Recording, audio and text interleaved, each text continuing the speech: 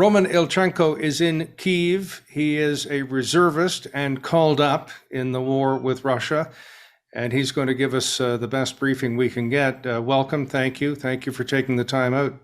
Thank you. Now, you were a lieutenant in the reserves and you've been called up, and I guess you don't worry about what rank you are in war, but there is this expression, everyone is promoted one rank in times of war, because you have some training, you have some expertise. Tell me what you have seen so far. No, this war is bad and very disaster because the Russian fascists kill our guys and they bomb our cities. Many civil people are die because they kill volunteers, kill red chess. Yesterday, they killed our guys in the Gostomel. They want to evacuate some people and they kill them and kill civil people. Okay. Have you, by any chance, seen the Russian convoy? Yeah, I see the Russian convoy first days of the war because I stay in the village near the Kiev in Stoenka. There was a big battle, and then we fight with them near the Stoenka. Explain a few mysteries for me. This convoy is not moving very well.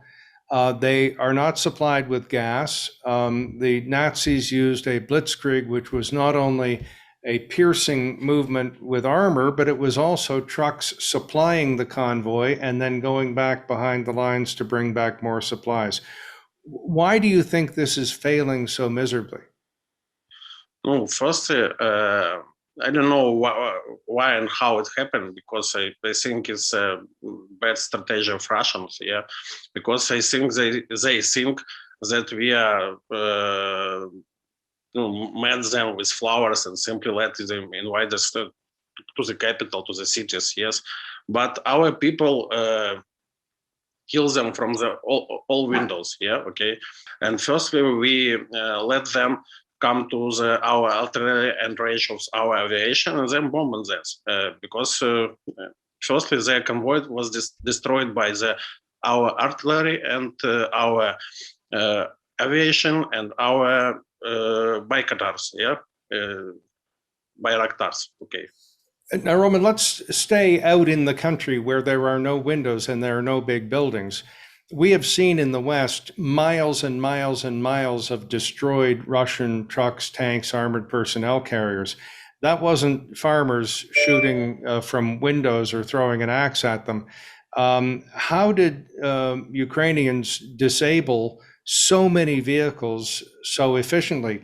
I mean, I would have thought, the local people in the country would put old cars or farm machinery or destroy the roads, but this was serious military ordnance that destroyed the Russian armor, wouldn't you say? No, firstly, we are not block the road because we need this road. Yeah, we need this road for the humanitarian aid and for the evacuation people. But we have on all roads block posts, and when they saw these convoys, yeah, they called to our army, and then our aviation destroyed this convoy. Okay. So you must have had, the army must have had hundreds of anti-tank weapons and serious other weapons in order to achieve that. Is that right? Yes. We destroyed many weapons, many tanks, and many the convoys in Ukraine, and they leave their tanks and leave their vehicles and go away in the tree. And our guys take this tank and fight with these tanks against Russians. Yeah, okay.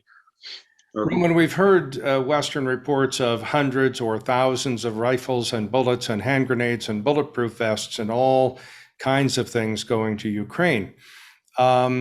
Is the supply adequate, and have you resupplied after the battle with the convoy? No, we have been given javelins and lows, yeah, but there are not many of them. and they can be used effectively against single target or small squads. Yeah, okay. Because even these big convoys, you can destroy 1, 2, 3 only. And our army uses lows and javelins only when they want to destroy some small targets. Okay. Now, also, not all military equipment is alike. You get rifles where the bullets will not pierce armor. They're not all that useful unless it's against a person. Even the armored personnel carriers made in Canada could be pierced with a 7.62 shell. A bulletproof vest will just have a 7.62 shell go right through it unless it has the hard armor. Have you taken a look at some of the supplies you're getting, and are they adequate and appropriate? Now my command don't have ammunition, don't have enough weapons. We don't have loads or javelins, and now we try to find this. Today, all day, I try to find some ammunition for my guys because I'm without former because I haven't. Okay, I now I fight with my own weapon. It's a SKS. Okay, it's a Karabin Simonova. And I don't have Kalashnikov and another weapon. And now in Kiev we have a big problem because near the Kiev a lot of Russian fascists. Okay, and we think it's near the 20,000. And they have tanks and they have rocket systems. Okay, they every day try to take the Kiev, but they can't.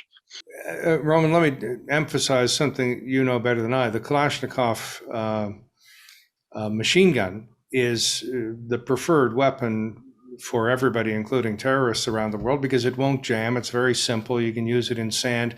Conversely, many of the American weapons jammed in the Vietnam War, and many soldiers were shot at close range because their weapons simply wouldn't work.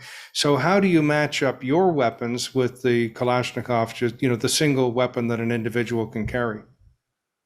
No, Ukraine was in the Soviet Union, and we have a lot of Kalashnikov. Okay, and we have a lot of bullets for Kalashnikov. And then when some European guys or American or Canadian try to propose to us their weapons, yeah, okay, but we haven't bullets. Yeah. And now in Ukraine we have a lot of bullets for Kalashnikov. Roman, there's one more mystery, and you're not. I don't think you're in military intelligence, and there's no particular reason why you would know. But military people talk to each other, and we hear good rumors. There are some rumors that the Russian Air Force is not engaged because the pilots haven't had enough training, maybe 100 hours a year versus 250 for NATO countries. We've also heard that maybe they used up a lot of their ordnance or bombs in Syria and may not have smart weapons, so that's why they're using these lesser and indiscriminate attacks. Do you have a view on the role of the Russian, or the lack of role of the Russian Air Force?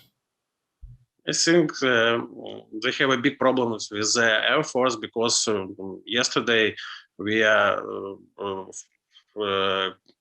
destroys the airplane and take to the prison the pilot. It was a big rank guy, and he said that they have not enough airplanes and not enough pilots. Yeah, and now I saw that our aviation more better than there. Roman, it would be hard for me to figure out a way to say thank you and goodbye. Stay safe in a war zone is pretty difficult. Best of luck. I'm not sure there is luck. Von Clausewitz spoke about the fog and friction of war, so we don't know what you're going to encounter when you get out of your basement, but thank you very much for your time. Thank you very much to you. Okay, good luck.